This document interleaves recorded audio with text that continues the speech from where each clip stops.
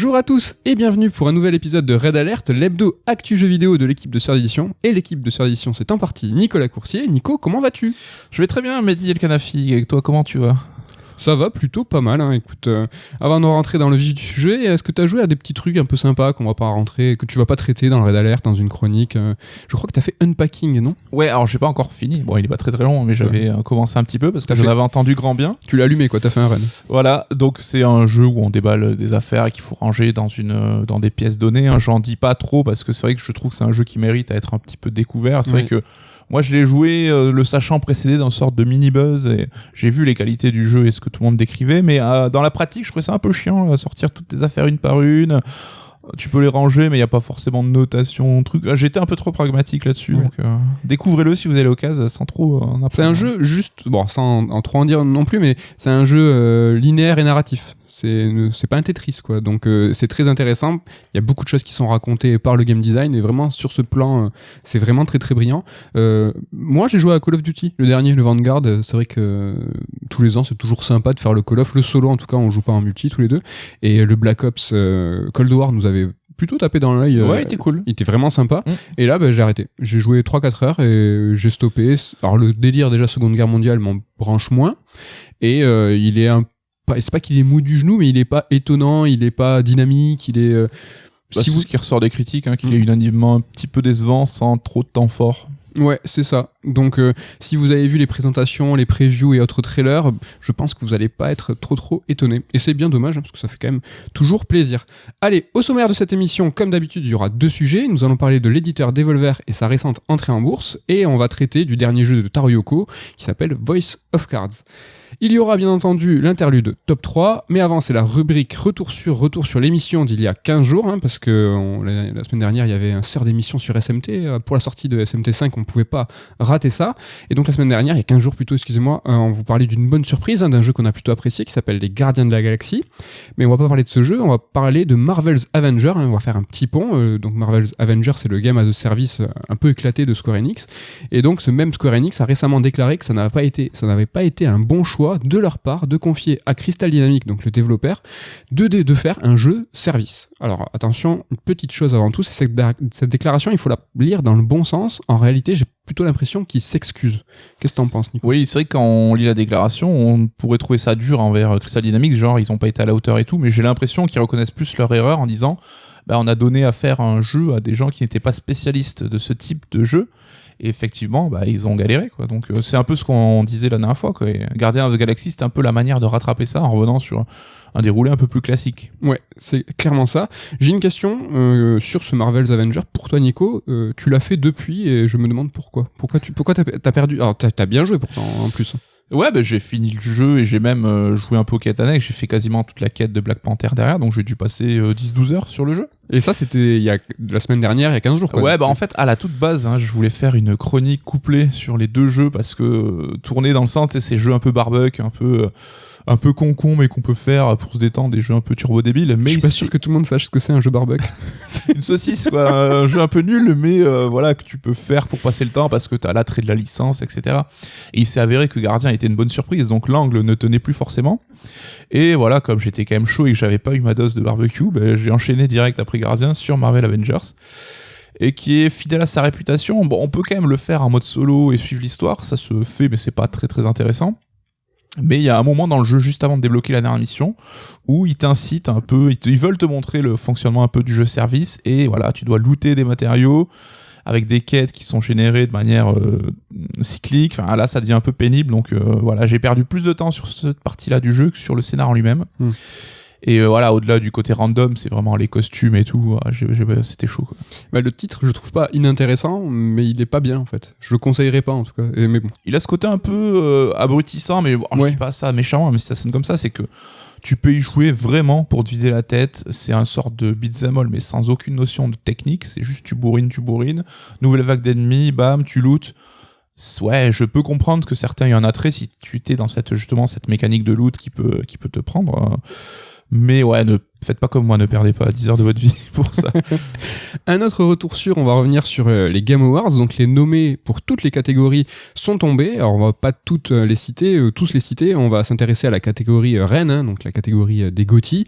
Les 6 nommés sont donc Metroid Dread, Psychonauts 2, It Take-Two, Ratchet & Clank Rift Apart, Deathloop et Resident Evil Village. Tout ça pour dire que je suis un peu triste pour Damien parce que je me demande où est Sky, je suis triste pour Ken, hein, où est No More Heroes 3, triste pour Ludo, où est SMT5, donc qui a été nommé une fois quand même pour RPG de l'année. Je suis triste pour moi, Returnal n'est pas là, qui a été nommé 3 fois Sound Design, Game Direction et jeu d'action de l'année, mais pas de GOTY. Donc évidemment on aurait tous fait des sélections différentes, hein, comme tout le monde, hein. Mais toi Nico, pas trop, t'es plutôt content de ce panel? Content, c'est juste qu'il est un petit peu prévisible, hein. C'est vrai que j'ai à part Deathloop, je les ai tous fait. Toi, tu as eu l'occasion de faire tous ces jeux-là, donc c'était quand même des gros jeux de l'année. On n'est pas passé à côté. Ça reste, je pense qu'on aura l'occasion d'en parler quand on fera un peu le bilan de l'année. Ça restera une année avec des bons jeux, mais sans forcément de grosses tueries qui va un peu se détacher et mettre à l'amende tout le monde. Mais c'est cool parce que ouais, tu vois, il y a des jeux qui me tiennent à cœur, comme It Takes Two, de le voir nommé, je trouve ça plutôt sympa. Mais on essaiera voir la semaine prochaine de réfléchir un peu là-dessus. Qu'est-ce qui fait un bon GOTY? On essaie de cogiter là-dessus pendant ma chronique. Ok, donc rendez-vous la semaine prochaine. Voilà pour les retours sûrs. Il est l'heure d'attaquer les 2 gros morceaux de l'émission. Et je garde le mic. Je commence pour vous parler de Voice of Cards, Le Dragon et l'île du repos en français. Donc faut jouer au jeu pour savoir ce sous-titre. Hein, faut le savoir. C'est écrit partout en anglais sauf dedans. Donc à la barre, oh là là, je crois que c'est le plus beau. Ah, le plus beau avec la tâche de micro. Je pense que tu es fier de moi, je le vois dans tes yeux. Putain, je sais pas si Ken va le garder, mais il était très sympa. Donc, Voice of Cards, à la base, c'était un titre communautaire pour smartphone. Donc, quand je dis communautaire, hein, je parle d'un social game pour mobile. Mais en fait, comme ça demandait trop de suivi et une production en continu, le jeu est passé à un projet console plus classique. Ce qui a été conservé, en revanche, c'est l'ampleur du projet qui reste un petit peu mineur. Mais Voice of Cards, c'est quoi? Donc c'est un jeu qui est édité par Square Enix et signé Taro Yoko. Et Taro Yoko, c'est Monsieur Nier et Monsieur Nier Automata. Donc déjà, première parenthèise, hein, avec Damien, on a eu un petit débat sur la paternité du jeu. Hein. On a souvent des petits débats entre midi et deux. Et donc Damien, il se demandait si c'était un vrai jeu Taro Yoko, car il avait vu un générique dans lequel il était mentionné comme co-réalisateur et co-scénariste. Et donc du coup, c'était pas un jeu Taro Yoko parce qu'il était pas tout seul. Ouais. Mais soyez rassurés, c'est un jeu Taro Yoko, il est game director tout seul. Mais il est pas scénariste. Donc voilà, si on vient vous voir et qu'on vous dit c'est pas un jeu Taro Yoko, vous leur dites si, bien sûr. Si, Mehdi l'a dit. Je l'ai dit. Et même c'est allez voir hein, le générique, hein, dispo partout. Donc sur le fait que ça soit un petit projet, en plus, ce qui est important, c'est que Taro Yoko, il a été vachement les mains dans le cambouis plus que d'habitude, ils sont sur des jeux avec des plus grande ampleur. Il a été plus proche du développement, à réfléchir à tous les aspects de son jeu avec tous les membres de son équipe. Et les membres de son équipe, c'est en partie Nicole. Non, je rigole. Les membres de son équipe, c'est comme toi, Nico, il y a des gens qui sont bien connus. C'est sa team à lui. Donc il y a Saito à la production, il y a Okabe et son studio Monaka pour la musique. Donc Okabe n'est pas tout seul, hein, il est accompagné. Et Fujisaka pour le chara design. Donc là, faut pas faire genre. Hein, Fujisaka, c'est un nom qui est un peu moins connu. Néanmoins, c'est quand même hein, le chara designer de Drakengard, Fire Emblem Awakening, Terra Battle et The Last Story. Donc si vous avez un peu en tête les artworks et tout, c'est quand même quelqu'un qui est très marqué. C'est pas un random quoi, il y a un pédigré. Hein. Et c'est surtout magnifique. Donc dans sa structure, Voice of Cards, c'est un JRPG qui est très classique, hein, des villages, des combats au tour par tour et un dragon à pourchasser. Mais Voice of Cards, c'est aussi un JRPG assez original dans sa forme. En fait, absolument tout dans Voice of Cards est représenté avec des cartes. Ce qu'il faut bien comprendre, c'est que c'est un JRPG fait avec des cartes, représenté avec des cartes, mais c'est pas un jeu de cartes. Tu me suis, Nico? Je fais des phrases pièges comme ça pour savoir si tu m'écoutes. Ce que je veux dire, c'est que c'est pas un jeu de deck building. Hein. En fait, il n'y a pas de règles compliquées ni de gestion du hasard. C'est pas Hearthstone, c'est pas le Gwent de The Witcher. C'est un jeu dont les décors, les héros, les monstres, les villes sont représentés avec des cartes. Est-ce que tu vois la nuance? Oui, tout à fait. C'est très clair. Très bien expliqué. Donc tu vois, un exemple, quand on se balade sur le monde, hein, sur la map world, avec ton petit pion, donc t'as un petit pion façon jeu de loi, en fait, il y a du fog of war. Le fog of war, c'est les parties non explorées qui sont masquées façon RTS. Du brouillard de guerre, tu veux dire. Du brouillard de guerre. Et en fait, pour représenter la levée de ce brouillard, en fait, c'est le retournement des cartes qui étaient préalablement posées à l'envers. C'est une représentation qui est assez sympa, je trouve. Nico, est-ce que tu la kiffes, toi, cette représentation, uniquement avec les cartes? Ouais, et c'est vrai que c'est un jeu qui m'intriguait, donc je suis impatient d'en apprendre plus de ta part. C'est cool parce que ouais, les RPG, maintenant, faut trouver un petit twist pour se démarquer, quoi. Oui. Et là, il a su trouver un petit twist qui colle justement avec un budget peut-être plus réduit, donc c'est tout bon, quoi. Exactement. Donc cette limitation des cartes, c'est quelque chose qui m'a, moi, tout de suite beaucoup intéressé. car à mon sens, et ça c'est souvent vérifié par la suite, les créateurs, ils sont souvent au sommet de leur art quand ils sont sous contrainte. L'exemple qu'on adore tous les deux, Nico, c'est MGS Peace Walker. Donc pour cet épisode, Kojima devait réaliser un vrai MGS, le 5 à l'époque, donc très ambitieux, mais sur PSP, une console bien moins puissante qu'une machine de salon. Et le résultat, il a été brillant, Nico, Peace Walker. Bah, c'est un super jeu, et surtout, il avait un peu la déception d'MGS 4, qui était pourtant sur la fameuse PS3 très puissante. Ouais, ça reste un super souvenir. Et donc créer sous contrainte, c'est d'autant plus efficace, je trouve, sur des esprits qui sont super créatifs, comme ceux de Kojima et ceux de Taro Yoko. Ça permet de les canaliser, ils partent pas dans tous les sens, ils doivent se tenir à des coûts de production plus serrés tout en restant pertinents, et pour ça, en fait, ils doivent redoubler d'inventivité. Et dans Voice of Card, la contrainte, c'est que tout doit être représenté avec des cartes, je l'ai dit. Et tout faire avec des cartes, ça limite d'emblée le coût de production. Tu l'as bien souligné tout à l'heure, pas beaucoup d'assets à réaliser, pas beaucoup d'effets spéciaux à créer, quelques artworks suffisent. Tout est très limité aux cartes. Et du point de vue des développeurs, c'est donc une approche qui est très intéressante, car elle va engendrer d'autres choix qui vont aller dans cette économie de coût, par ruissellement en fait. Comme le fait que le jeu soit entièrement narré par une voix off. Du coup, il n'y a qu'un seul et unique acteur à payer en tant que doubleur. Bon, en réalité, il y en a deux, il y a un anglais et un japonais, qui sont au passage deux pointures, mais voilà, un choix qui en amène d'autres, et tout ça fait qu'il y a une économie de coût qui est intéressante, et qui amène, tu l'as souligné tout à l'heure, aussi pas mal de singularités. Mais du point de vue des joueurs, qu'est-ce qu'il en est ? Ce choix de l'utilisation des cartes, il est aussi carrément intéressant. Cette décision, en fait, va amener un contenu plus resserré, plus synthétique. En fait, on va à l'essentiel. Par exemple, tu vois, les illustrations, toutes, elles sont limitées aux cartes. Les textes, ils sont aussi limités à l'espace à l'intérieur des cartes. Donc ça va donner un certain rythme, tu vois, plus rapide à la narration. Il y a peu de place sur une carte, donc il y a peu de place pour les mots. Et enfin, les décors, qui sont qu'avec des cartes, on l'a vu, ça va nécessiter pour le joueur un vrai effort d'imagination et un vrai investissement, et ça, c'est ultra important. On va y venir. Donc, pour ce qui est de la représentation, on en a un petit peu parlé avec ce Fog of War, le fait que tout se retourne et tout. En fait, il faut imaginer une table et sur laquelle sont posées des cartes. Mais genre, littéralement, la table, en fait, on la voit dans le jeu, sur laquelle est posée les cartes. On peut même la changer dans les options. Tu peux changer... à quel joue Tu peux partir sur un autre délire avec une autre table. Tu peux changer ton petit pion aussi. Ça, c'est assez rigolo. Et en fait, tout ça, ça concourt à mettre en place une ambiance qui est très jeu de rôle papier. C'est très à la mode en ce moment, un peu comme Inscription, un jeu de Devolver qui a l'air trop cool. On parlera de Devolver tout à l'heure, mais c'est un jeu qui est uniquement PC pour l'instant. Je n'attends qu'une chose, c'est qu'il soit porté sur console. J'espère que c'est possible. Oui, mais pareil, je suis chaud. Mais il y a ce gros délire jeu de rôle. C'est aussi un peu dans le même délire de Crimson Shroud, un jeu de Matsuno qui était sur 3DS. Donc Matsuno, c'est Monsieur Ivali, c'est Monsieur FF12. Un titre qui reprenait à son compte le jeu de plateau avec des jets de dés visibles à l'écran.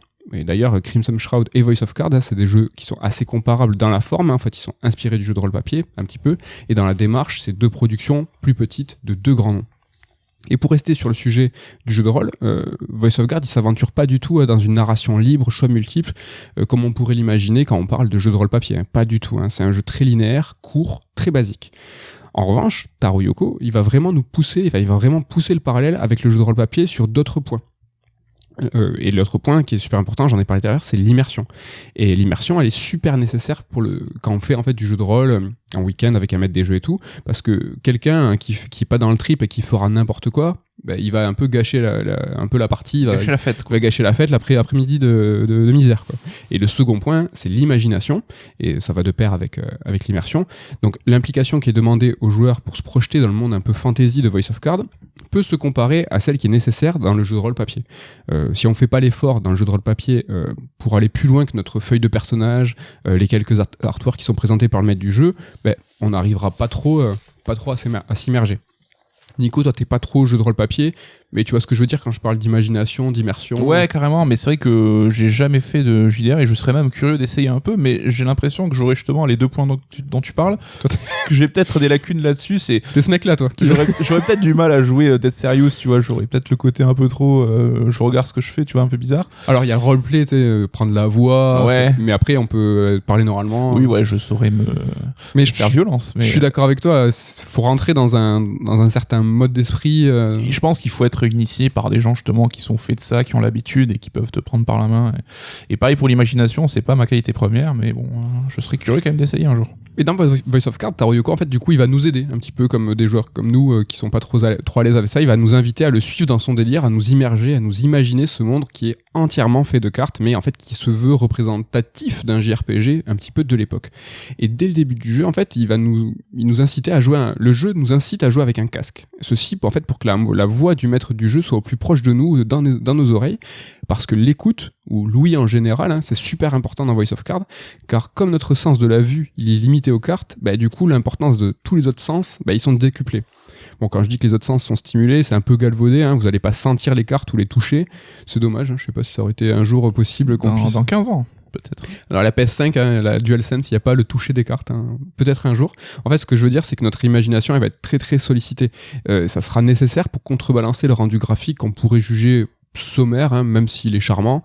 Je peux comprendre qu'on puisse trouver ça un peu trivial. Et ça joue le délire avec des bruitages un peu extra-diégétiques, genre comme si un mec justement te faisait des bruitages artificiels pour t'appuyer telle et telle action, tel ou tel mouvement, tel ou tel événement. Alors lui, il va être très théâtral dans comment il va te raconter. C'est vraiment un maître de jeu qui te raconte le jeu, qui parle à la place des personnages et tout.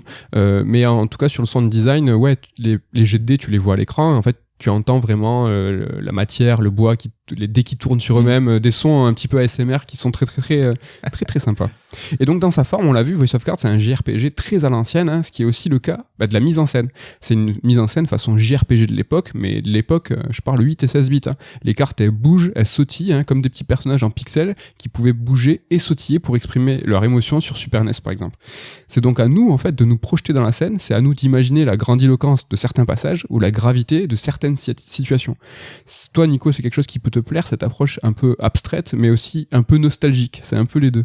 Carrément, parce qu'on se rend compte que quand justement le JRPG est passé à une ère un peu plus moderne avec tout en 3D, et c'est dans sa mise en scène qu'il a perdu un peu de son charme avec des séquences qui devenaient un peu molles, un peu longues, un peu chiantes, et on se rappelle, comme tu dis, à l'époque FF6, FF4, ou un petit perso qui avait des grosses gouttes de sueur, ça voulait dire qu'il était en panique, quand il tournait sur lui-même c'est qu'il était content. Et ouais, carrément, comme tu dis, ça a le côté Madeleine de Proust, et en même temps, ça fonctionne à fond, quoi. Là, par exemple, quand un personnage, dans une scène importante du scénario, va tomber au combat, où la carte se retourne, tu vois. C'est à ce point sommaire. Bon, et tant que je parle de JRPG à l'ancienne, le ton du jeu évoque aussi, tu vois, cet âge d'or du JRPG. C'est un ton léger, avec beaucoup d'humour, alors que l'aventure qu'elle nous raconte est assez grave. Ça, c'est très JRPG de l'époque. Tu as parlé de FF6, tu vois, où le ton est grave, mais... à sa gaulerie entre... Est-ce qu'il n'y a pas une petite touche Taro Yoko là aussi sur cette dichotomie à chaque fois très très juste. Un exemple marrant, dans tout le jeu, quoi que vous fassiez quand vous arrivez dans une nouvelle ville, quand tu vas à l'auberge, tu payes jamais l'auberge. C'est-à-dire qu'il y a toujours une bonne raison. Ils font « Ah là là, tu es le 1000e client, l'auberge est gratuite. Ah là là, tu m'as l'air sympathique, l'auberge est gratuite. » Et ça, ce n'est qu'un exemple. Le jeu est très léger, il y a beaucoup d'humour, mais ça m'a vraiment fait marrer, quoi. Donc c'est un petit peu là-dedans. Bon, je l'ai évoqué en début de chronique, j'attendais beaucoup ce jeu pour voir un peu Taro Yoko malmené, tu vois, hors de sa zone de confort. Je voulais en fait qu'il me surprenne comme il a pu me surprendre avec Drakengard ou même le premier Nier. Donc j'étais super chaud, donc j'ai fait la démo Day One, j'en ai même parlé un petit peu dans Red Alert. Donc j'ai joué sur Switch, j'ai joué plus de 2 heures et j'espérais vraiment pouvoir reprendre ma sauvegarde pour récupérer mes heures de jeu, parce que bon, faut pas déconner, 2 heures de jeu, une démo de 2 heures, c'est quand même quelque chose, et ça m'avait à l'époque un peu inquiété. Je me suis dit, attends, une démo de 2 heures, le jeu il fait 35 heures, quoi. Bon, en fait, c'était pas le cas. Néanmoins, j'ai reçu un code de Square Enix sur PS5, donc les boules, mais bon, c'est la vie, merci Square Enix, faut quand même les remercier.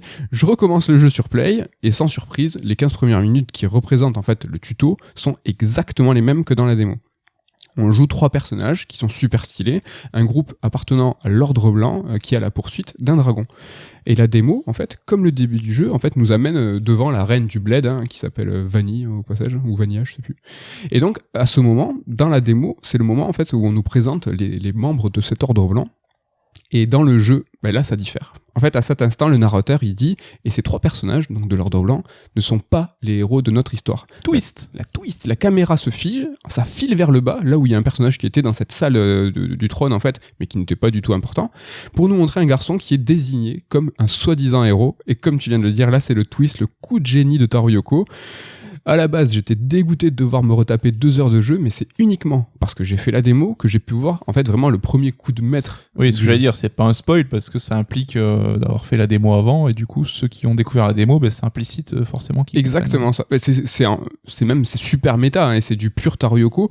En fait, on joue toujours à une démo avant de jouer au jeu. Et d'ailleurs, tu viens de le dire, je l'ai spoilé, mais je pense pas que quelqu'un aurait fait la démo aujourd'hui. J'en doute. Et bon, en fait, ce que je disais, c'est qu'en fait, on joue toujours à une démo avant de jouer au jeu. Et dans cette démo, en fait, on contrôle l'Ordre Blanc, qui sont des personnages récurrents, hein, qui vont nous précéder pendant toute l'aventure. En fait, c'est une sorte de Team Rocket. C'est que où que tu ailles, quoi que tu fasses, en fait, ils sont toujours là avant toi. Je trouve ça génial. Et en fait, la démo devance la vraie partie. Et dans cette démo, on contrôle ceux qui nous devanceront tout le jeu. C'est du génie. C'est trop bien. C'est mortel. Franchement, je vous le spoil, mais je préfère vous donner cette info parce que c'est quelque chose il faut pas le rater, quoi. Oui, qui aujourd'hui est difficile à atteindre, quoi. Ouais.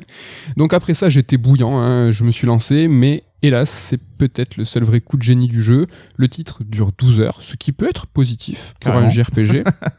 Je ne dirais pas le contraire. Et il reste ultra classique, hein, jusqu'à sa conclusion. Je sais pas si on pourra faire un truc un jour sur les jeux de JRPG de 12 heures, est-ce que ça vaut le coup ou pas. Il est classique au point de nous imposer des combats toutes les 10 secondes, hein, mais bon, c'est dans la veine des premiers Dragon Quest. Hein. Là, je parle de quelque chose d'horrible. Pour toi, Nico, c'est rédhibitoire, je pense. C'est vraiment... c'est Ouais. infernal. Combat aléatoire plus fréquence élevée, pour moi, c'est un deal breaker, quoi. Donc il y a un patch qui est déjà prévu, qui n'est pas encore en place pour accélérer le combat. Pour moi, je trouve que c'est une erreur, hein, c'est réfléchir à l'envers. Si les combats sont longs et pénibles, il aurait fallu les imaginer dynamiques et courts, et pas accélérer la vitesse des combats pour pallier les manquements. Franchement, c'est un pansement, ce patch. Sur une jambe de bois, comme on dit. Désolé pour cette vanne, faut écouter ce que je dis. Bon, ce qui est dommage dans Voice of Cards, c'est que le jeu est d'autant plus prévisible si on aime Taru-Yoko. Les thématiques qui lui sont chères, elles sont là, sans surprise. L'importance du point de vue, qui est peut-être la chose qui lui tient le plus à cœur, revient à plusieurs reprises dans le jeu. Quand je parle de point de vue, je parle de changement de point de vue. On l'a vu dans le twist de la démo. Et si vous connaissez Taru-Yoko, vous voyez de quoi je parle. Systématiquement dans ces jeux, il questionne le joueur sur qui on contrôle, les conséquences de nos actes. Et dans un jeu vidéo, nos actes, hein, c'est souvent tuer tout le monde. Dans Voice of Cards, ces questionnements, ils sont présents. Qui sont réellement les monstres sur lesquels on tape? Pourquoi on désigne ces monstres-là des monstres, en fait? Et si vous avez fait Nier Automata, vous sentez l'embrouille, quoi. Vous sentez l'embrouille.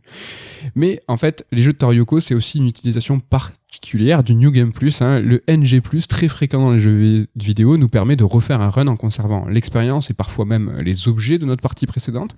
Nico, tu te souviens quand j'ai appris qu'il y avait un New Game Plus dans Voice of Cards? Tu étais très énervé. J'étais très énervé. D'ailleurs, toi, t'es pas très fan de la démarche. On s'est exprimé plusieurs fois. Oui, je pense qu'on a déjà refait le débat plusieurs fois, mais un peu comme tu dis, si ton système de combat, crée-le à ta façon dont tu veux dès le départ. Mais là, c'est pareil, si t'as des choses à raconter, raconte-le dans l'aventure plutôt que de faire refaire les jeux et passer par des phases un peu redondantes. Néanmoins, on peut comprendre que pour appuyer le propos du point de vue, il faille refaire les jeux plusieurs fois. On l'a vu dans la démo et dans tous les jeux de Taru-Yoko. Dans la démo, j'étais prêt à refaire 2 fois le même truc, 2 heures. Mais bon, ça appuie le propos, j'étais d'autant plus étonné, et ceux qui ont fait Nier Automata, vous savez de quoi je parle, je ne vais pas en dire plus.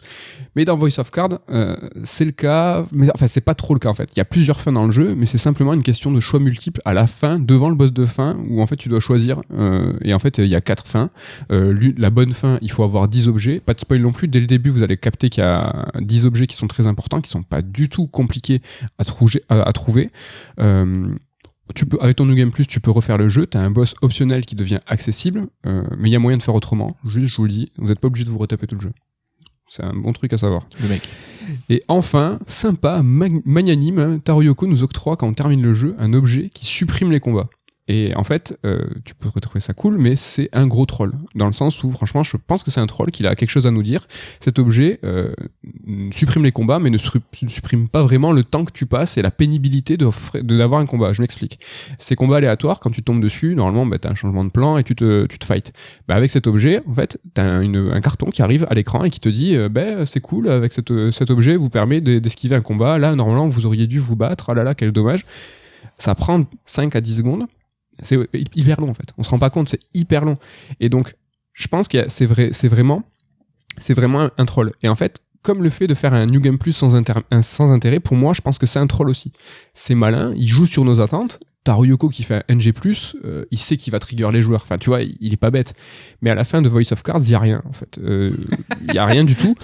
Et en fait, je me demande si il y a rien pour le moment. Est-ce que le twist, on l'a pas encore découvert? C'est ce que vraiment j'espère du fond du cœur, mais vraiment je pense que c'est pas le cas parce que la fin, il y a vraiment peu de doutes, surtout quand t'as la bonne fin. Il y a zéro doute. Je me vois pas le twist, tout expliqué, la question du point de vue, ses récurrences, ses thématiques. Il y a rien. C'est dommage. Il a trollé, mais tu vois, le troll, c'est pas le bon troll, là. Il y a pas de... Ouais, mais c'est vrai que c'est les débats qu'on a souvent, comme nous qui sommes très très fans de Kojima, qu'on parle avec, par exemple, Ken et Damien, où on nous dit, est-ce qu'on n'a pas tendance à surinterpréter un peu tous les gestes et comportements de cette personne-là pour essayer toujours d'appuyer un geste artistique, là où il y a peut-être juste, il avait pas fait de NG+, cette fois-ci, parce que il avait pas envie, pas le temps, pas les moyens, ou j'en sais rien, quoi. Ouais, mais on va peut-être revenir sur Kojima, tiens. Mais je vais conclure, hein. Je dirais que Voice of Cards c'est un bon jeu, mais un jeu qui est mineur en fait dans la carrière de Taro Yoko. Et à ce titre, et je suis désolé, je cherche vraiment pas des analogies ciné toutes les semaines, mais ça arrive, hein, c'est que la semaine dernière j'ai vu Cry Macho, donc c'est le dernier film en fait de Clint Eastwood, dans lequel il est réalisateur et acteur principal à 91 ans, hein, quand même, faut respecter. Je pense sans me tromper de dire que Clint Eastwood c'est une des plus grandes figures du cinéma encore en activité. Le mec est un mythe vivant. Et Cry Macho, comme Voice of Cards pour Taro Yoko, c'est un film qui est mineur.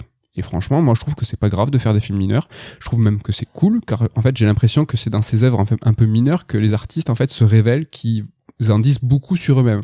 Dans Cry Macho, moi je trouve qu'on sent que Clint Eastwood commence à refuser de vieillir en jouant un personnage qui est plus jeune. C'est qu'un exemple, on pourra en parler des heures et c'est pas le sujet.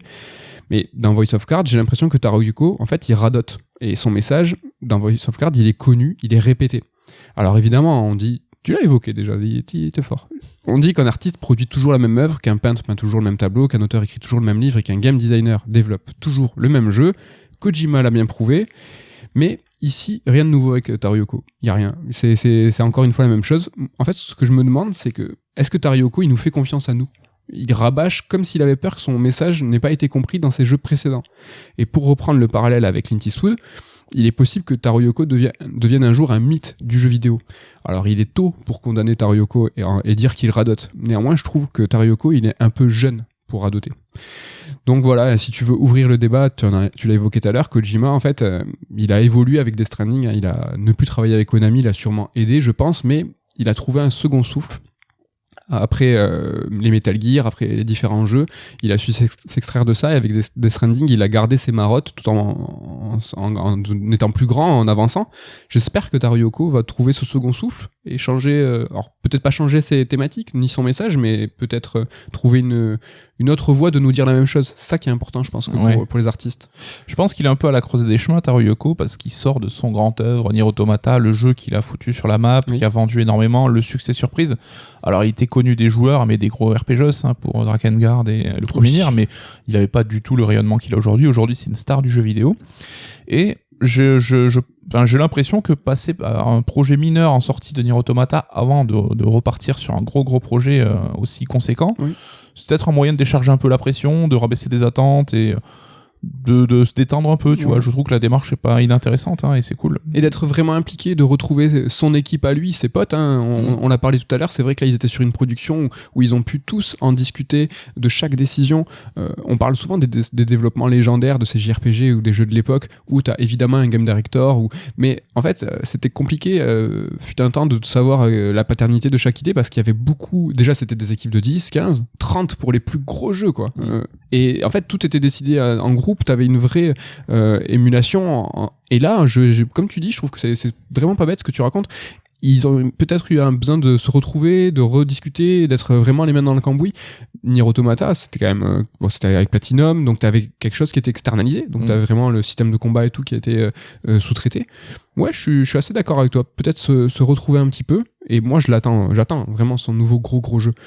Rien à voir, mais c'est l'occasion d'en parler. Mais il n'y a pas de volonté de Square Enix de proposer des petits projets aux grands créateurs. Alors je dis ça parce que la sortie de Voice of Cards et celle de Dungeon Encounters, donc le jeu de Ito, hein, Monsieur FF9, n'a aucun rapport. En fait, c'est un hasard du calendrier. Au début, c'est vrai, un lancement commun avait été envisagé pour mutualiser la communication, par exemple, mais finalement, ça s'est pas fait. Et moi, je trouve que c'est dommage. Hein. J'aurais vraiment kiffé que Square Enix, tu vois, ait une envie forte, hein, de faire du RPG expérimental, d'avoir ces gros titres, hein, FF16, FF7 Remake par 2, et comme ça, en parallèle, d'avoir comme ça l'envie de donner des enveloppes à des grands créateurs, de leur donner des bulles de respiration, comme tu as dit. Petite carte blanche, vas-y, t'as un petit budget, fais-toi plaisir en attendant de bosser sur un autre projet. Mais Dungeon Encounters, pour le coup, lui, quand même, j'ai l'impression passait un petit peu inaperçu et avait encore moins de budget, encore plus de limitations que Voice of Cards. Et c'est très très dommage. Moi, tu sais, tu connais mon amour pour les chiffres et les stats et les trucs, pas en maths, hein, mais dans les RPG, moi je suis une bille en maths. Mais j'adore me plonger dans les systèmes de combat et tout. Et Dungeon Encounters, malgré sa représentation, tu vois, hyper abstraite, hyper enlevée, C'était trop. Ouais. Mais c'était trop, c'est assez, vrai. quoi. Trop ou pas assez. Et surtout, moi j'ai eu. Alors, Voice of Cards, juste pour vous rassurer, il est entièrement traduit en français. Donc, très très bien traduit. Ça, c'est très très cool. Pas la voix, il y a qu'une voix anglaise et une voix japonaise. Mais Dungeon Encounters, même si c'est que des combats, il y a quand même une partie au début tutoriel. Qui est uniquement en anglais et un anglais vraiment pas simple, quoi. Et c'est nul, mais moi je suis pas une foudre en anglais et ça m'a un peu coupé parce que l'ensemble de la compréhension du système t'es un petit peu, tu vois, rendu plus dur. Ah putain, moi ça m'a coupé et je trouve ça dommage. C'est pas friendly, quoi, mais c'était là aussi des questions de budget. Je pense que, enfin, sans dire qu'ils croyaient pas dans Dungeon Encounters, c'était un projet qui méritait pas à leurs yeux d'avoir dépensé plus d'argent. Oui, exactement. Et c'est chouette, moi je trouve que donc ça s'est pas automatisé, on l'a vu, c'est un hasard du calendrier, il n'y a pas de vraie volonté de faire du RPG occidental, mais donner en fait ces cartes blanches, c'est cool pour les créateurs, ça leur fait une soupape, c'est cool pour nous, parce que jamais de la vie on pourrait avoir, tu vois, dans un calendrier normal, l'occasion de voir ces grands créateurs faire des nouveaux jeux. Je pense que c'est du win-win 100%, et j'espère que ça va vraiment se multiplier. Ouais, et ce que je trouve cool, c'est que Voice of Cards, j'ai l'impression que c'est un peu Taro Yoko qui paye son tribut tu l'as dit, au JDR papier, au revenir aux sources, mais c'est marrant parce que dans le RPG, t'as le JRPG versus CRPG, c'est vraiment deux groupes presque hermétiques et c'est t'aimes l'un ou t'aimes l'autre, hein, c'est un peu deux écoles, un peu PSG et OM, quoi. Ouais. Et en fait, non, c'est que les créateurs et Sakaguchi au premier plan passent leur temps à dire que l'origine du JRPG, c'est du jeu de rôle occidental, donc ils ont la même source, ils viennent des mêmes choses, quoi. Et là, c'est un peu pour rétablir ça sur le devant de la scène, quoi. Oui. Et t'as absolument raison, ça reste un hommage, mais ça reste une patine dans le jeu, c'est-à-dire que le titre, c'est vraiment un JRPG à l'ancienne, très linéaire. En fait, t'as tout le tour, l'ambiance, tout ça, c'est du RPG papier, mais soyez rassurés, si vous êtes dans le délire RPG à l'ancienne, testez Voice of Cards, franchement, c'est très très cool. Je sais pas si tu t'as donné envie, est-ce que ça va... Tu m'as tué, c'est toi qui m'as tué mon enthousiasme, parce que j'avais envie justement, un RPG court, un peu expérimental et tout, mais tu m'as dit les combats et tout, laisse tomber, ça va pas du tout te plaire, donc ça m'a un peu refroidi, quoi. Hélas, oui, mais j'ai vraiment un pouvoir nul, moi. C'est que quand j'aime pas quelque chose, je donne envie, et pour le coup, Voice of Cards, je suis mitigé, donc c'est plutôt raccord. Voilà pour Voice of Cards, le nouveau jeu de Taro Yoko. Il est l'heure de passer à l'interlude top 3. Top 3 des GTA-like, cette fois. C'est les 20 ans de GTA 3, retour de la trilogie PS2 dans l'actu, pas pour le meilleur, hélas, mais on parle beaucoup de GTA. Nico, ce top 3 GTA, ça te parle ? Enfin, est-ce que tu l'avais bien en tête, ce top 3 avant de venir ? Il était prêt depuis des semaines et des semaines. Voilà. Allez, je te laisse commencer avec ton top 3.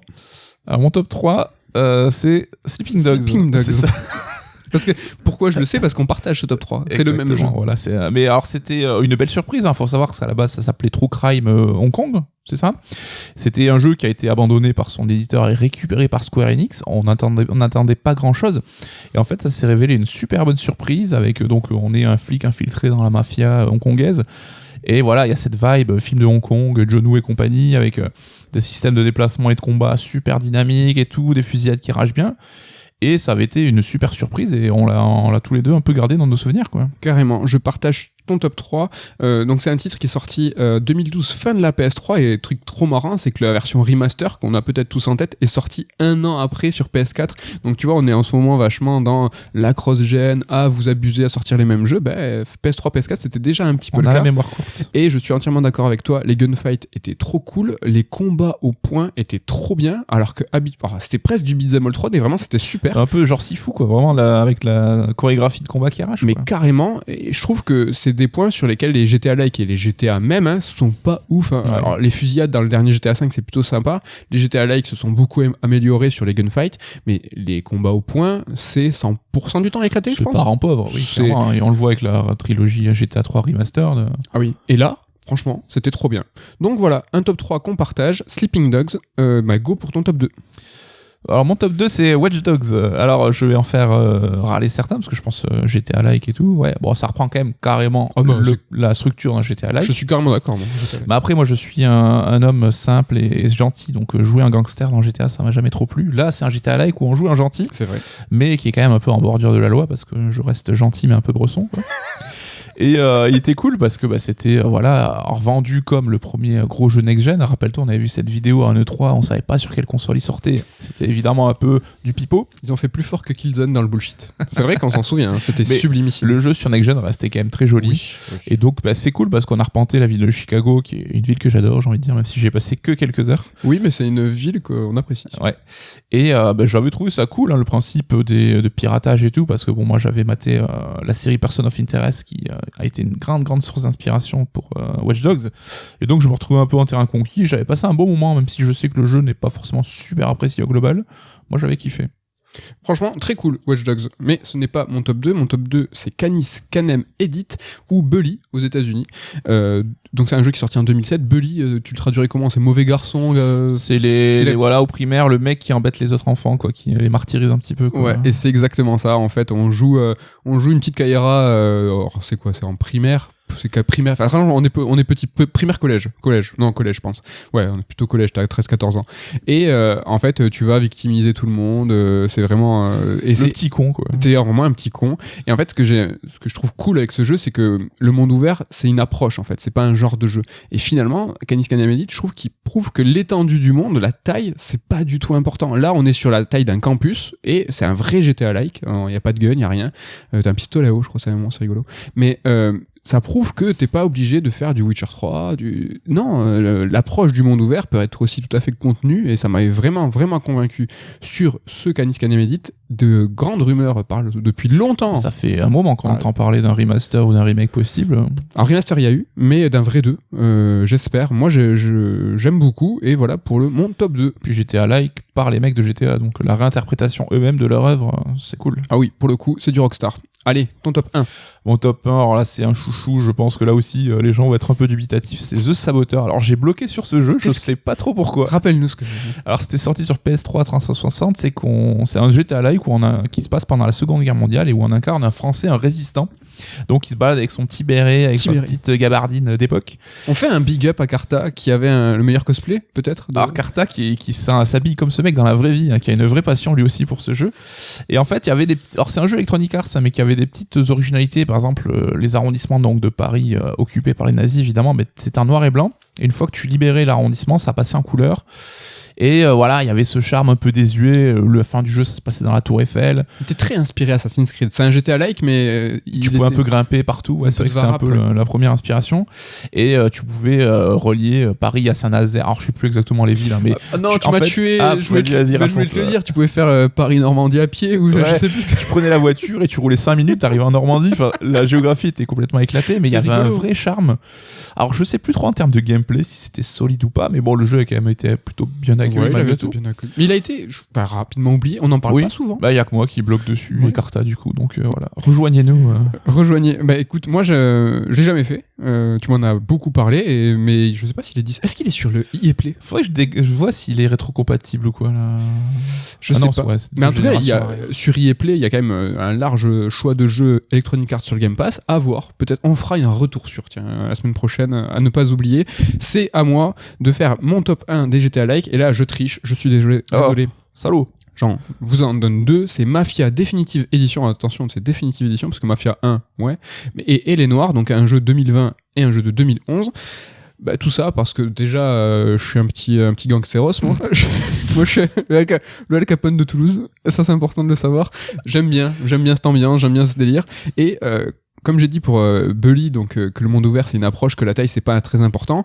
Pour moi en tout cas, c'est que pour moi le monde ouvert c'est aussi impossible. Je peux aller où je veux, je peux faire ce que je veux, mais perso, je reste toujours très sage, et le monde ouvert est la plupart du temps pour moi un théâtre, et je suis extrêmement convaincu par Mafia et par Les Noirs, qui sont des mondes ouverts et des GTA-like, je pense pas très bon, pas spécialement convaincant pour leur proposition du monde ouvert, mais comme moi je joue dans les rails, mais j'ai trouvé ça mortel, j'ai trouvé ça trop bien. Elle est noire, il y a un petit côté méta à trouver, parce que bon, il y a beaucoup, l'univers du cinéma est beaucoup évoqué, on va visiter des plateaux de cinéma, donc je trouve qu'il y a quand même une mise en abîme qui est faite là-dessus.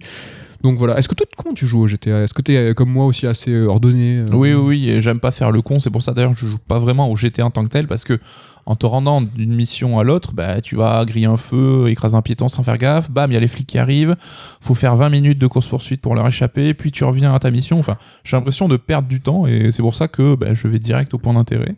Et je préfère Red Dead, là où t'es dans les grands espaces avec un cheval, plutôt qu'être dans une ville bondée avec des voitures et des flics partout, quoi. T'avais bien aimé, elle est noire ? J'ai bien aimé, même si clairement, voilà, je pense que c'est un peu la vie générale. Il faisait des promesses qui ne tiennent pas complètement. Hein. Son système de capture de visage était cool, mais c'était un peu caricatural et tout.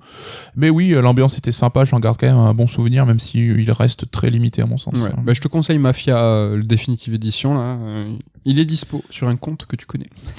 Voilà pour ce top 3 des GTA Like. N'hésitez pas à nous balancer le vote, n'hésitez pas à nous donner des idées de top 3. On en a moult plein, on a de quoi faire, mais bon, on prend toutes les idées.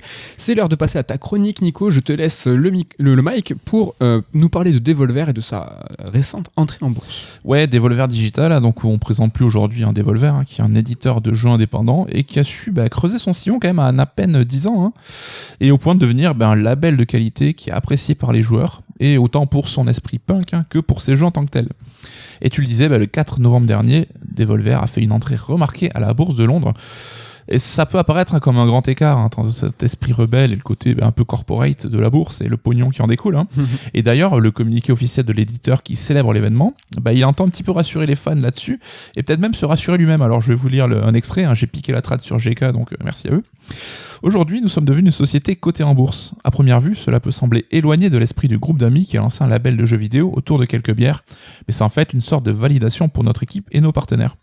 Nous sommes extrêmement fiers de ce que nous avons accompli au cours des 10 dernières années et nous pensons sincèrement que cela nous rendra encore meilleurs. Les employés de Devolver sont toujours les propriétaires majoritaires de l'entreprise, de ceux qui étaient présents à la première réunion autour d'une table de pique-nique à ceux qui ont rejoint l'entreprise cette année. Tout le monde chez Devolver a un intérêt dans l'entreprise et dans son futur. Voilà, donc on prend les galons, mais on rassure quand même un petit peu. Et d'où une question légitime qu'on peut se poser. Est-ce qu'on peut encore cultiver son indépendance, sa différence et son esprit rebelle quand on est devenu finalement un des gros acteurs de l'industrie du jeu vidéo ? On aura l'occasion de creuser là-dessus, mais avant, un tout petit historique sur Devolver. Alors je vais pas faire l'historique complet parce que on a sorti un bouquin sur le sujet, un bouquin qui est passionnant, écrit par Pierre Mogin et Baptiste Perron. On vous le conseille parce qu'il y a moult anecdotes super rigolotes qui racontent un peu comment s'est créée la société. Mais tu fais bien de le rappeler, c'est vrai que nous on est dans nos podcasts, on est des piètres communicants, mais on est une maison d'édition, on a beaucoup de livres. Tout à l'heure j'ai parlé de Voice of Cards, on a un bouquin de Taro Yoko sur Taro Yoko écrit par Nicolas Turcev avec une préface de Taro Yoko. Donc voilà, on fait des trucs. Et sur le livre sur Devolver, on a juste rencontré tous les fondateurs, plus de 20 studios interviewés, livres illustrés, c'est bientôt Noël. On fait aussi des livres, on fait des podcasts, mais on fait aussi des livres. Et justement, l'occasion de faire ce bouquin, ça avait pu nous renseigner sur l'état d'esprit, ce fameux état d'esprit Devolver, et on peut en témoigner de notre côté, de leur esprit rock'n'roll, à savoir que quand on a parlé de ce projet de livre et qu'on l'a proposé, c'était lors d'une soirée, et le tout s'est conclu de manière informelle, autour d'une bière, en trinquant ou avec un cocktail. Il n'y a pas eu de contrat signé, ils nous ont donné accès à tout ce qu'on demandait, et sans jamais demander aucun contrôle sur le contenu, et ça, autant vous dire, pour bosser avec d'autres éditeurs, ça c'est rare, et même ça se fait plus beaucoup, tout ça. C'est vrai, ils sont rock. Après, la question, c'est est-ce qu'ils vont le rester. Donc, Devolver, juste pour résumer vraiment rapidement, c'est né en 2009 par l'association de 5 vieux briscards de l'industrie. Alors, ils s'étaient déjà associés un peu avant, créant plus ou moins d'autres entreprises. Il y a eu quelques ratés, ça n'a pas été toujours facile. Mais voilà, l'entreprise que l'on connaît aujourd'hui vient de dépasser ses 10 ans. Et en 10 ans, justement, Devolver a publié plus de 90 jeux, dont 90% ont été rentables. Donc, ça montre quand même qu'au-delà, il y a quand même un business qui a toujours été un petit peu solide derrière. Carrément. Et parmi les noms, les jeux les plus connus, donc on peut citer, il y a Hotline Miami, évidemment, qui était la tête de proue. Gris, un jeu qu'on n'aime pas trop, mais bon. Messenger, Ape Out, Katana Zero, qui était cool, Carrion, The Wrestling Club ou Broforce, donc qui sont développés par autant de studios indépendants.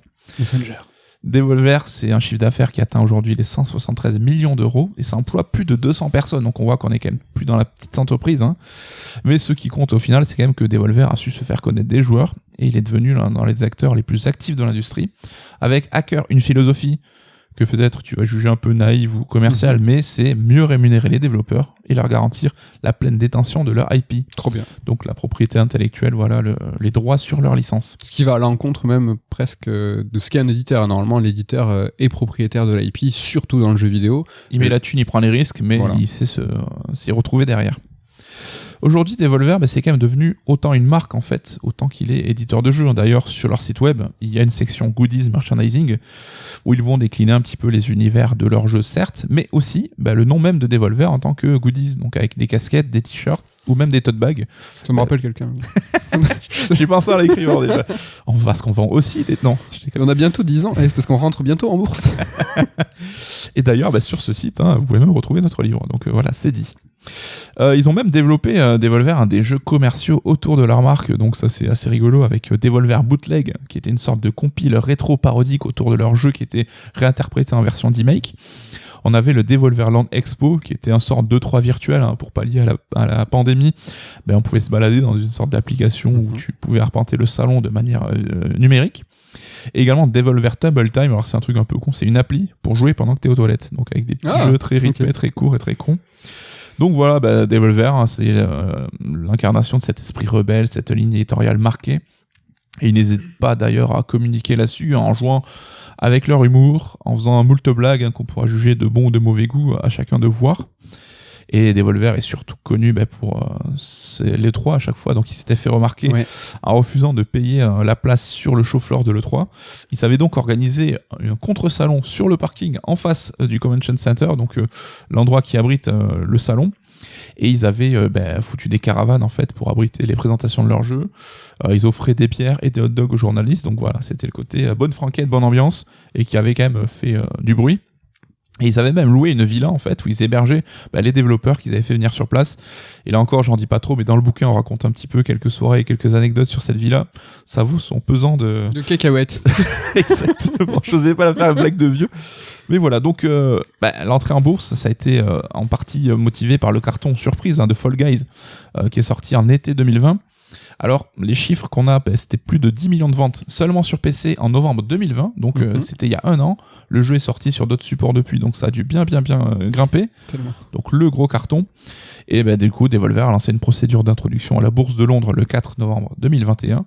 Alors dans la catégorie Alternative Investment Market, donc ce qui concerne les PME, donc on n'est pas encore au stade CAC 40, les plus grosses boîtes de l'industrie. Mais l'éditeur est quand même aujourd'hui valorisé à hauteur de 820 millions d'euros, donc soit la deuxième plus grosse cotation de ce groupe. D'euros. Ça a bien baissé. C'est gigantesque. Les rumeurs, quand on en parlait l'été dernier, justement, après le 3, il y avait déjà des rumeurs, donc, et c'était une valorisation à 1 milliard de livres, donc 1,5 milliard d'euros. Est-ce que c'était pas peut-être 1 milliard de dollars qui donnait un... à l'époque, c'est ce qui se disait en tout cas. Après, c'est pas étonnant non plus que les chiffres évoluent. Oui. Et du coup, parmi ces actionnaires, on retrouve Sony Interactive Europe qui investit à hauteur de 5% du capital, et également NetEase, 8%, mais bon, NetEase, c'est en condition sine qua non, ils investissent dans tous les domaines. Plus que Sony ? Ouais, c'est plus que Sony. Ok. Intéressant. Alors je vois ce que Med a fait des yeux malicieux parce que justement on arrive dans le débat et c'est là où on va un petit peu avoir des avis un peu contradictoires parce que finalement est-ce que Devolver n'est pas rentré dans le rang ? Est-ce que c'est pas devenu un éditeur comme les autres ? Est-ce que quand t'es pété de thunes tu peux encore tenir ton discours originel de petite boîte qui veut aider les autres, etc. Toi, je sais, Med, qu'on a les fameuses confs Devolver de l'E3, et dans lesquelles ils se mettent en scène, toujours sur le côté un peu comique, rigolo, avec des têtes qui explosent et tout. Mais il y a souvent des vannes qui sont lancées dans l'industrie sur les DLC, les jeux services. À coup sûr, il y aura un truc sur les NFT l'an prochain, je pense. Toi, tu trouves que c'est hypocrite, que c'est plus d'actualité toi, ça t'énerve? Ouais, ça m'énerve. Ça m'énerve parce que j'aime pas le ton employé dans le sens où ils étaient contestataires à l'époque où ils pouvaient proposer une alternative. Ils ont réinventé ce qui était la présentation de jeux vidéo à l'E3 en faisant quelque chose d'autre. Aujourd'hui, c'est vrai que leurs conférences numériques sont différentes dans la forme, hein, c'est vrai, mais pour ce qui est de la présentation des jeux en eux-mêmes, hein, ça reste des trailers, donc pas de révolution. Et ils occupent sur, je sais pas, une trentaine de minutes, ils prennent 20 minutes pour vraiment faire le show, pour faire un spectacle. Et ce spectacle, à mon sens, se résume à faire rigoler, mais aussi à attribuer les bons et les mauvais points en se moquant de tout le monde. Hein, vraiment, tout le monde en prend pour son grade, de Sony, Microsoft jusqu'à Nintendo. Et vraiment, leur place, je pense qu'elle est plus préférentielle pour justement être et s'auto-placer au-dessus de la mêlée. Je trouve ça compliqué quand tu es éditeur de Fall Guys, par exemple, qui se fait moult microtransactions, qui s'amuse à faire des crossovers avec les plus grandes licences, comme peut le faire Fortnite. En quoi c'est différent, tu vois et justement ils restent intègres, certes, ils étaient rock'n'roll, ils restent rock'n'roll, mais leur position maintenant est compliquée parce que combien de temps ça va durer ? Je trouve que la citation que tu as donnée tout à l'heure, la déclaration officielle, il y a deux choses qui me font tiquer et qui prouvent en fait à quel point ce qu'ils racontent et leur posture peut être du coup un petit peu temporaire. Tout peut changer du jour au lendemain. Je vois pas déjà quand ils disent rentrer en bourse, ça valide la démarche. Ça je comprends pas. Est-ce que c'est synonyme ? Parce que là on parle de cotation, donc on parle d'argent. Est-ce que la validation est du coup synonyme d'argent ? C'est ça que ça veut dire que le succès c'est que de l'argent ? Oui, mais quand tu montes une entreprise, t'as forcément vocation à réussir et donc à gagner de l'argent. Et oui, c'est vrai que dans le côté entrepreneurial, la bourse c'est une sorte de endgame pour les boîtes parce que ça permet de brasser, de développer encore plus de thunes, de lever des fonds, d'être. Voilà. Mais quand t'es vraiment rebelle, la croissance n'est peut-être pas une fin en soi. Ce qui n'est pas sous-entendu ici. Là, ils disent, ça valide, on est en bourse, on est arrivé dans le endgame, donc égal argent, ok, la rébellion. Ça reste des ricains. Hein. Ça reste des ricains, d'accord. Deuxième truc, c'est qu'ils disent, alors tu parlais tout à l'heure, tu disais, ils essayent de se convaincre eux-mêmes. Je trouve que c'est très très bien dit parce que quand ils racontent et qu'ils disent, en fait, ne vous inquiétez pas, les 5 fondateurs sont les propriétaires majoritaires. Tu es en bourse, combien de temps ça va durer ? Tu vas manger une OPA agressive, la NetEase est supérieure à Sony, mais combien de temps ça va durer ? S'il y a bien un endroit où tu peux pas faire le fou, où tu peux pas dire que tu es majoritaire, c'est bien là. Attends, la famille, la dynastie Guillemot n'a pas réussi à contenir des géants, et comment ils vont faire ? Enfin, tu vois, eux, c'est une cotation à 800 000, c'est que dalle. Hein. Si demain un gros s'énerve, ils peuvent peut-être s'amuser à les bouffer. Ce que je veux dire, c'est que tout ça est temporaire. Ils savent pas. Et donc là, aujourd'hui, de conserver cette posture, hein, c'est un peu méchant ce que je dis, ou en tout cas ce versant rebelle à dire « vous faites mal, on fait bien, on est les plus marrants, on est les meilleurs », attention. Enfin, je trouve que c'est risqué. Ouais. En fait, ce que tu dis, c'est que tu ne les juges pas hypocrites sur leur façon de penser, tu penses qu'ils sont sincères, mais c'est plus qu'ils doivent adapter maintenant leur communication à leur nouveau statut, quoi.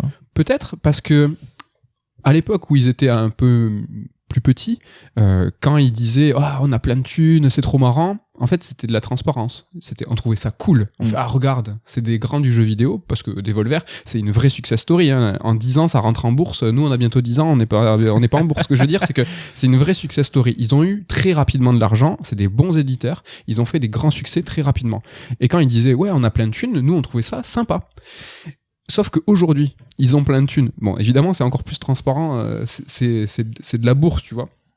Mais ils ont aujourd'hui une place qui est l'équivalent de, je vais pas dire d'un constructeur, mais c'est l'équivalent d'un grand éditeur. Si demain Ubisoft s'amusait à être satirique, à commencer à taper sur les confrères, est-ce qu'on trouverait ça si marrant ? Ubisoft, ils essaient de cultiver une image maintenant un peu lol, YOLO, vas-y, leur jeu de vélo, là, je sais plus comment il s'appelle. Riders Republic. Voilà, pour le coup, ils l'ont fait dans le mauvais sens. Oui, mais ils l'ont fait dans leur... C'est ridicule, mais... Je trouverais ça peut-être plus sympa, ou plus artistique, ou plus légitime, en tout cas, s'ils faisaient ça dans leur jeu, par exemple. S'ils faisaient un jeu, et le message du jeu condamnait des pratiques du jeu vidéo, je me dirais, c'est intéressant, c'est culotté en tant qu'éditeur de éditer un jeu aussi satirique, mais de le faire eux-mêmes, en leur nom, dans leur conf, avec leur voix, avec leur propre... en disant « vous faites mal », je trouve ça un peu mal. Après, c'est vrai que les jeux services, ce genre de dérive, hein, alors on peut trouver ça cool en termes de jeu, mais c'est vrai que ça pose des questions en termes de thunes, les microtransactions et tout. Bien sûr.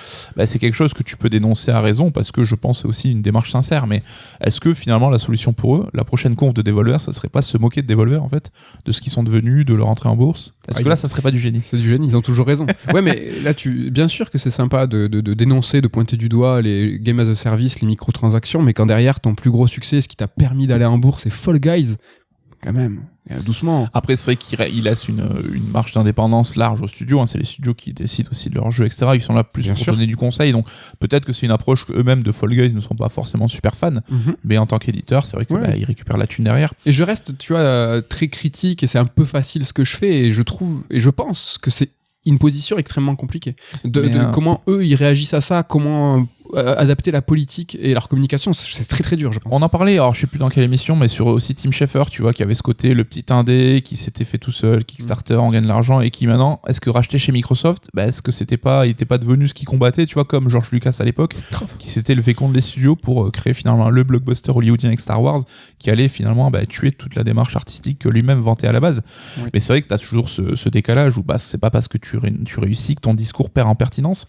Tu l'as dit, et on doute pas de leur sincérité et de leur démarche, hein, mais c'est vrai qu'après l'argent, c'est un confort, hein, on va pas se mentir, et ça leur permet d'avoir peut-être plus de moyens pour appliquer leur politique et prendre soin peut-être, alors je mets des guillemets, hein, mais prendre soin des studios avec qui ils collaborent, parce que depuis les temps récents et le succès de Fall Guys, ils ont quand même racheté des studios avec qui ils bossaient, notamment Crow Team, les mecs de Serious Sam, le studio Dodge Roll qui ont fait Enter the Gungeon, Nerial qui a fait les Reigns, ou Firefly Studio qui a fait Stronghold.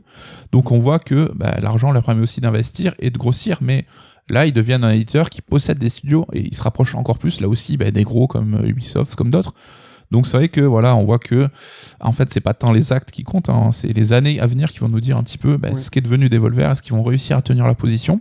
C'est pas forcément facile. Est-ce qu'il pourrait pas avoir je veux pas dire c'est ça qu'il faut faire ou pas ça qu'il faut faire, mais être, tu vois, un peu satirique, être un peu le poil à gratter, avoir un pivoter, et dans les années suivantes, tu l'as dit, plus de moyens va leur permettre de mieux mettre leurs développeurs, de mieux mettre tous ces gens en fait qui travaillent et qui eux font leur fortune évidemment, et communiquer sur ça, hein, pas en disant ils pourraient avoir le choix de faire vous Sony, Microsoft, Nintendo, vous payez mal, vous gérez mal vos équipes, vous êtes toxiques. Ils pourraient dire nous on est trop bien, on est trop fort. Justement pourquoi pas faire une communication positive en disant que eux ils mettent bien tout le monde, que par les actes plutôt fournir quelque chose qui va dans le bon sens plutôt que de dire du mal des autres. Oui, servir d'exemple un peu, mais imagine prochaine E3, conf Devolver, classique, présentation, jeu, un truc huilé, marketing, et avec le côté mais nous c'est la bienveillance.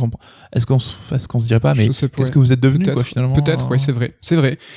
L'autre truc, c'est que là ils ont dans leur politique de bien rétribuer l'argent, de garder l'IP et tout, sauf que encore une fois il y a une entrée en bourse, et quand les actionnaires seront majoritaires, quand on parle souvent dans les aires d'alerte et puis partout dans l'industrie de toutes ces clôtures d'année fiscale qu'il faut en fait faire une belle fin d'année fiscale pour dépasser les objectifs, pour rassurer les actionnaires. C'est ça en fait. C'est que après c'est que quand t'as les actionnaires qui te disent la politique éditoriale de Devolver, ça sera ça et pas autre chose, est-ce qu'ils vont pouvoir faire autrement? Je ne sais pas.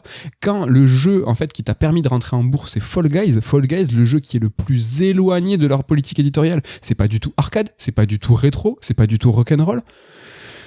On voit déjà un peu une dichotomie aujourd'hui de position. C'est vrai que Fall Guys, il a une vraie place singulière dans le catalogue. Hein. C'est un peu. Il a rien à foutre là. Enfin, il est très très bizarre ce Fall Guys. C'est quand même ce jeu qui a fait cette entrée en bourse.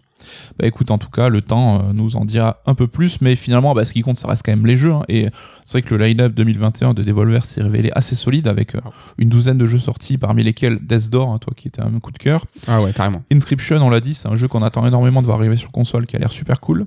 Il y a aussi Loop Hero ou Olija. Olija, tu nous as parlé d'un Red Alert 13 qui est sympa.